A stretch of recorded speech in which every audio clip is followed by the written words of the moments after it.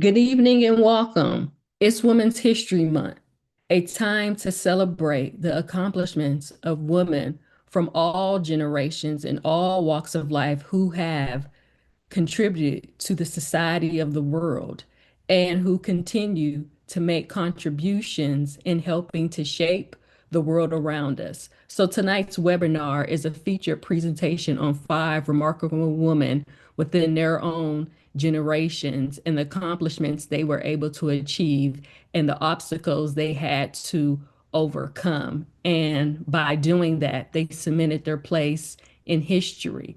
But oftentimes, history forgets these women and writes and edit them out. So tonight, I would like to pay honor and due to these five remarkable women and the legacies they have created for the generations that are here today.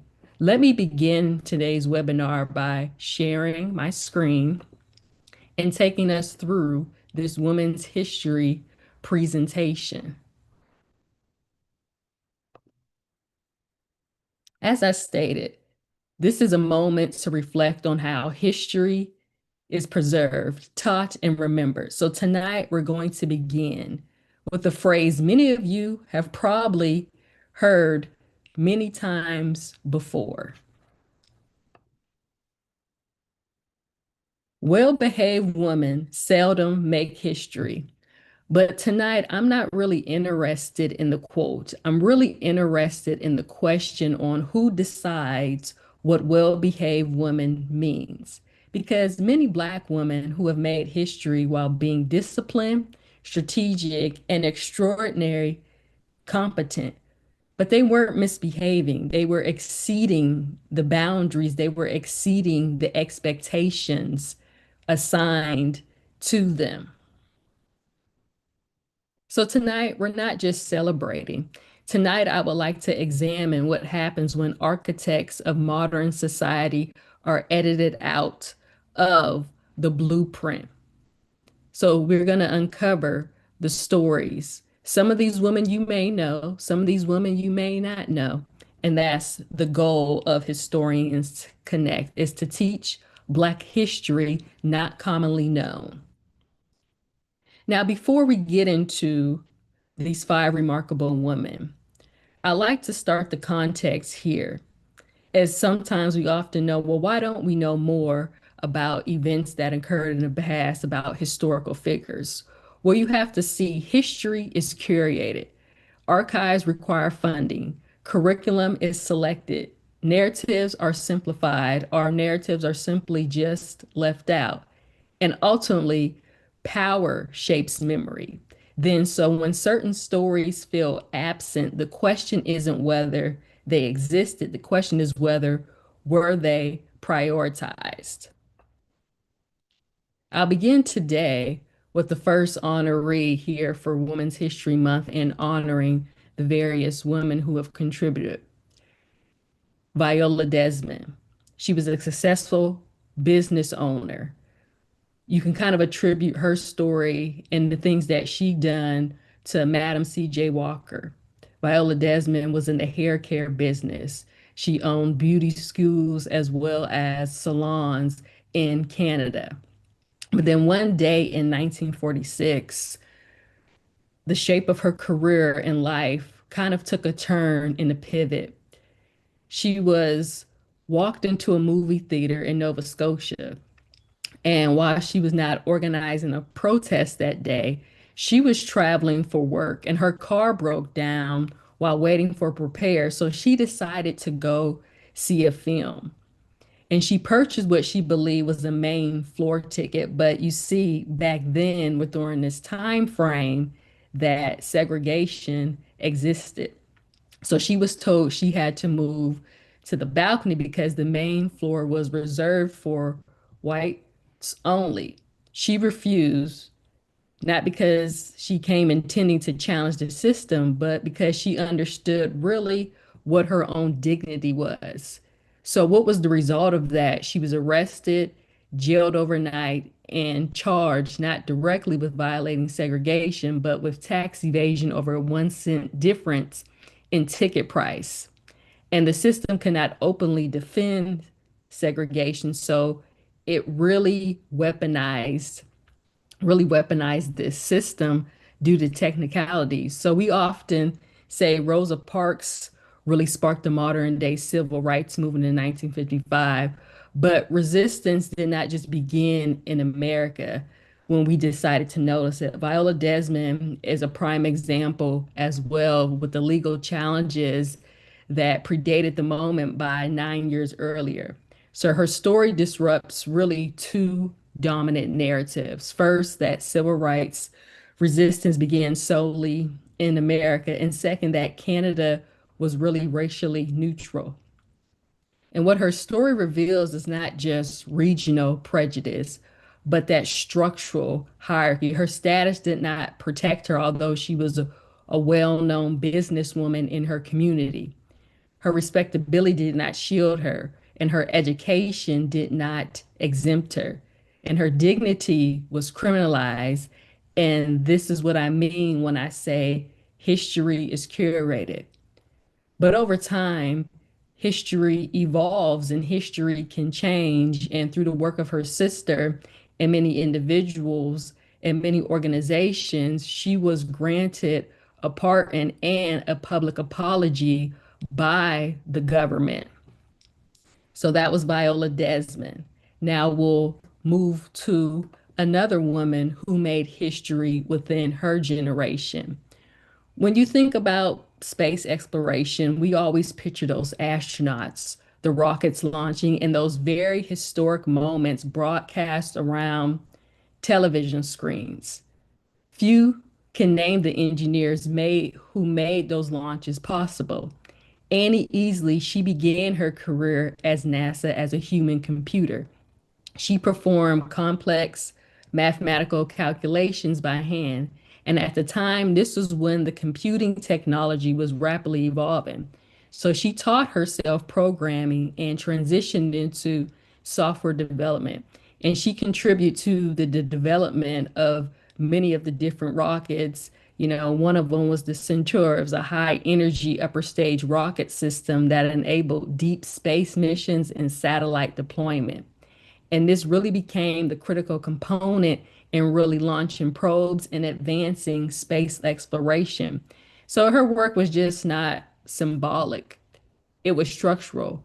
Without the calculations, the programming, the engineering, the mission does not leave the ground. In addition to her work on space missions, she really contributed to that early research in renewable energy technologies. And this was long before sustainability became a global priority as it is today. She really helped to develop those solutions related to energy efficiency and alternative power systems.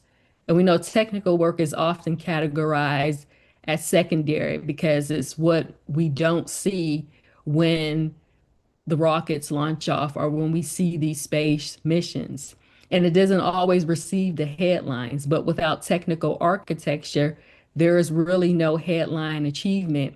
And Annie easily represents the engineers behind the moment, the builders of the infrastructure that makes these historic milestones possible, not just back in her generation, but also too in this generation for the work that she did very early on at her work at NASA. So we go from a human computer to a woman who was an inventor. So what you're looking at here is not just a modern HVAC diagram. This is a 1919 patent drawing. In 1919, Alice Walker, she patented a natural gas heating system that introduced a zone heating concept. And the idea that different areas of a building could be heated separately using ductwork and controlled airflow. Before systems like this, when you think about homes, they were largely heated with fireplaces or coal-based furnaces. And the heating was very inconsistent, inefficient, and often dangerous. So her design used natural gas instead of wood or coal, and more importantly, it conceptualized the distribution of heat through the ductworks. That's the conceptual leap, not just the fuel choice, but really the distribution model. And it's what makes this patent really significant. And her exact system was not mass produced in the form we see here today. But patents don't need to become factories to matter, but they really shift thinking. It expands possibility. And the diagram represents a blueprint moment, a structural reimagining of how really indoor climate control could work. And so today, as you adjust your thermostat in your modern buildings, you're interacting with the lineage of ideas that trace back to many of the conceptual frameworks like Alice Parker. Like this one, it's an innovation. And innovation does not always allow or look like immediate commercialization. So sometimes it looks like a drawing ahead of its time. And this is just really another example of what I mean when I say history is curated. Conceptual architects often receive less recognition than industrialists whose larger ideas became scale. Now, as we shift from Alice Parker, an inventor, we go to a different industry and a different genre. Eliza Carpenter was born into slavery in Virginia around 1851, and she gained her freedom after the Civil War. And it was after emancipation, she returned to Kentucky and she learned the business of buying, training, and racing horses. And she eventually moved west. She bought training and throughout those thoroughbreds, she raced in Kansas and later in Oklahoma. And she wasn't just a spectator. She owned the horses, she trained them, and she rode them in competition. And she won these races, winning really prize money over the decades. And she even participated in major regional events like the Cherokee Strip, the Land Run, covering miles quickly with her ponies and staking out land in early Oklahoma. Now, her sex as a stable owner and as a jockey and this was during the time it was predominantly white. And so, not a lot of Black or African American women during this era. But this is where it's kind of was in the form of structural assertion, the economic presence and visibility, and really in such an leading sporting event like this. You don't see too many women, as Black jockeys back then. It was very rare. So, what her legacy reminds us is that resistance to inclusion can take many forms. And sometimes it looks like visibility and agency in spaces where the systems are sometimes meant to suppress or keep those out from competing in major mainstream events like the derbies and like horse racing. Now we shift from Eliza Carpenter to Dr. Charlene Drew Jarvis, where her story was very interesting. She began her career as a neuroscientist. She trained in science, she worked in research, and she built expertise in understanding the brain and human behavior. But she took all this knowledge and she later transferred to public service. She served 2 decades on the council of the District of Columbia. And this shift really matters because when a scientist enters governance, the approach to policy can change. And data analysis and structural reasoning became part of the legislation decision making. And her career represents the intellectual mobility. It's the ability to move across disciplines and carry expertise into new institutional spaces. And we often focus on breaking barriers into a single field, but by crossing fields, that may be even more powerful. Dr. Jarvis represents something critical, the expansion of Black female influence, not just within a profession, but across systems of knowledge and governance. When scientists enter politics, data enters policy, and that really changes outcomes. So, what connects these women? They operated inside systems that were not designed for them. They were not outsiders shouting from the margins. They were participants in business, science, law, sport, and governance. And inside those systems, they altered outcomes. Viola Desmond exposed the structure of segregation, and he easily built the technical architecture behind space exploration, helping to contribute to that. Alice Parker reimagined how modern homes and modern buildings could function. Eliza Carpenter entered into elite economic spaces during Reconstruction. Dr. Drew Jarvis carried scientific thinking into legislative power. Different fields, different eras, but the same pattern. They built infrastructure, they shifted institutions, and they really expanded who belonged. And they were just not symbolic figures. They were really the structural figures we needed in history to get us where we are today and advancing many of the women today, helping us to advance forward. So when structured actors are minimized, history becomes incomplete.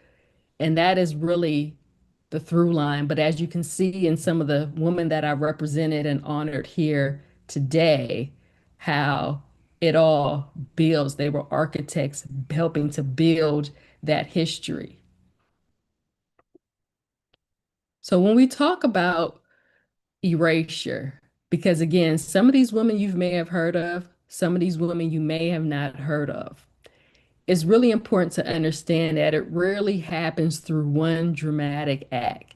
It happens through structure. There are mechanisms that determine which stories endure, which ones fade. First, there's archival neglect. Historical preservation depends again on funding, institutional priorities, and record keeping. And when certain communities are not prioritized in documentation, their contributions become harder to trace over time. And second, there's curriculum bias. And many of the education systems select what is required knowledge, and what students see repeatedly becomes central history. And what's excluded becomes peripheral, or we call it buried or hidden, even if it's structurally significant. And then third is that narrative simplification. History is often streamlined into clean, memorable stories. Complex movements get reduced to a few recognizable names. The contributors get overshadowed by symbolic figures, and simplification makes these stories easier to teach, but really less complete. Then also too, it's just kind of the myth behind it. Every nation builds a narrative about itself. And so the stories that complicate that narrative, that reveal inequality, if it contradicts or if there's any tension, they're often minimized in favor of cohesion. And none of these forces require malice, they require just that hierarchy. Historical preservation reflects power, and the truth was not lost. It's just often deprioritized. And when something is low priority or gets deprioritized long enough, it disappears from collective memory. And that's really the intent of the work that I've been trying to do, is to really so the memory does not fade, then the memory kind of gets rebirthed and brought back to the surface. So it's all about really correcting the record. It's not about adding names to a list. It's really about restoring structural accuracy.